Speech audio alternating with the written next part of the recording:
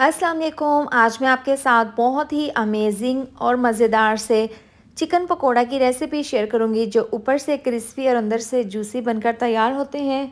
घर पर दावत हो, पार्टी हो, आप इस रेसिपी को ज़रूर ट्राई करें। बहुत ही ज़्यादा मज़ेदार बनते हैं और बनाना बेहद आसान है। तो चलिए मज़ेदार से जूसी और क्रिस्पी चिकन पकोड़ा बनाना शुरू करते हैं। सबसे पहले हमने चिकन को बॉईल कर लेना है। तो इसके लिए कढ़ाई में पानी को मैंने उबलने के लिए रख दिया था। अब इसके अंदर चिकन डाल देंगे। तो 1 किलो मैंने चिकन लिया है और अच्छे से इसको वॉश कर लिया था।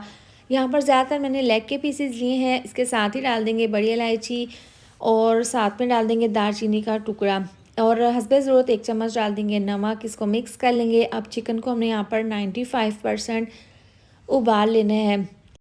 एक तो आप चिकन पकोड़ा का जब भी चिकन बॉईल करें तो नमक आप शामिल कर दें, क्योंकि नमक का फ्लेवर अंदर तक चला जाता है जिससे चिकन बहुत ही ज़बरदस्त बनता है, फ्राई होता है।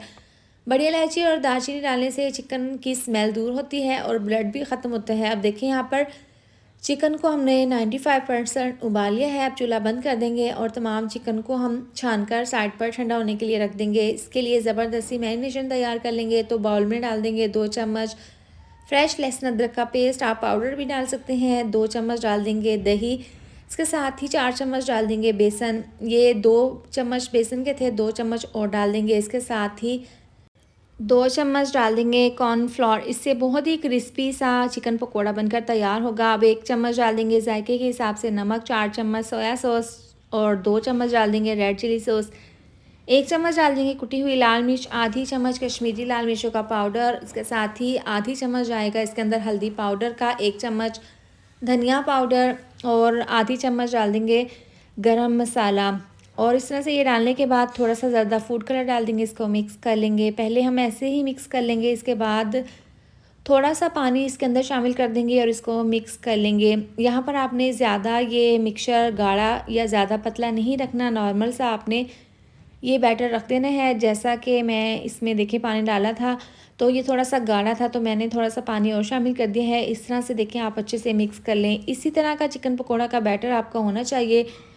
अब चिकन जो हमने बॉईल करके रखा था उसको हमने ठंडा कर लिया है। अब ये मिक्सचर इस तरह से इसके ऊपर लगा देंगे अच्छे से। तमाम लेग के पीस पर अच्छे से हमने इसको लगा देने हैं इस तरीके से। बाकी के तमाम पीसीस इसी तरह से हम मैरिनेट करके रख लेंगे। अब इसको हमने 1 घंटे के लिए रेस्ट के लिए रखा था। आप ज़्यादा देर के लिए भी रख सकते हैं। और इस तरह से पैन में ऑयल को गर्म कर लें और इस तरह से ये पीस डालकर इनको फ्राई कर लेंगे।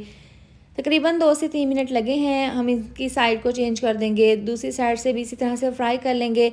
अभी हमने थोड़ा सा एक साइड से फ्राई किया है। जब दूसरी साइड से भी हल्का सा फ्राई हो जाएगा तो हम 2 से 3 बार इनकी साइड को चेंज करते हुए दोनों साइड से अच्छे से इनको फ्राई कर लेंगे। इतना फ्राई करेंगे कि ये इसके ऊपर ज़बरदस्त सा कलर आ जाए और ये ऊपर से क्रिस्पी हो जाए। तो लीजिए इनको फ्राई होते हुए तकरीबन 8 से 10 मिनट हो गए हैं। बार बार इसकी साइड को चेंज करते हुए दोनों साइड से मैंने इनको अच्छे से फ्राई कर लिया है। इनकी फ़ाइनल लुक चेक कर सकते हैं आप। तमाम पीसेस हमने यहाँ पर फ्राई कर लिए हैं। आप देख सकते हैं बहुत ही ज़बरदस्त ऊपर से क्रिस्पी और अंदर से ये जूसी बनी है। आप इसको बनाकर रायते के साथ, इमली की चटनी के साथ या फिर केचप के साथ सर्व करें। बहुत ही ज़्यादा खाने में ये टेस्टी लगते हैं और बनाने में बहुत ही आसान है। तो आप भी दावत में या फिर आने वाले रमज़ान में इफ्तारी में इस रेसिपी को ज़रूर ट्राई करें। वीडियो अच्छी लगे तो लाइक और शेयर कर दें। साथ में आप चैनल को भी सब्सक्राइब कर दें। मिलते हैं नेक्स्ट वीडियो में। अपना बहुत सारा ख्याल रखें। अल्लाह हाफिज़।